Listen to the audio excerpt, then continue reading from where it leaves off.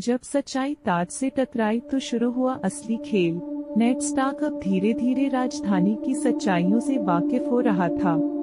राजा Robert सियासत से थक चुके थे और शिकार पर जाना चाहते थे, लेकिन नेड राज्य की बिगड़ती हालत को लेकर चिंतित था।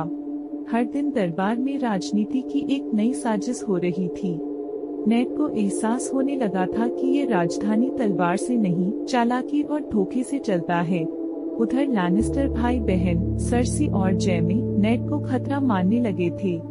उन्होंने उसकी जासूसी शुरू कर दी थी और अगली चाल की तैयारी करने लगे थे।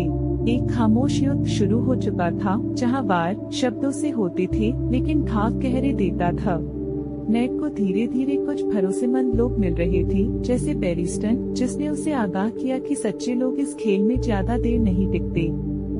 फिर भी नेड की ईमानदारी अडिग थी। वह जानता था कि अगर उसने अब चुप्पी साधी तो आने वाली पीढ़ियां अंधकार में जिएंगी।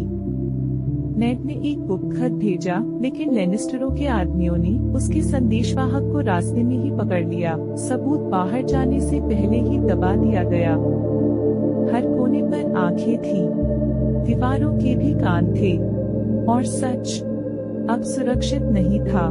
फिर अचानक एक शाम जैमी लैनिस्टर ने नेड पर हमला कर दिया। दोनों के बीच तलवारों की भिड़ंत हुई और नेड घायल हो गया। महल की सीढ़ियां खून से भीग गईं। एक योद्धा अब सिर्फ युद्ध नहीं लड़ रहा था, वो अपने सिद्धांतों के लिए खड़ा था। साजिशों की जंजीरों ने नेड को जकड़ लिया और उसे एक अंधेरे कारागार में डाल दिया गया। अब नेड अकेला था, उसके पास सिर्फ सच्चाई थी, और सच्चाई अक्सर कमजोर पड़ जाती है जब सामने ताज और सत्ता खड़ी हो। इस रात ने एक बात साफ कर दी, ये लड़ाई अब सिंहासन के लिए नहीं, आत्मा की आवाज के लिए थी। कहानी अभी कैसे मोड़ पर थी, जहां न्याय और साजिश आमने सामने खड़े थे और फैसला होना बाकी था।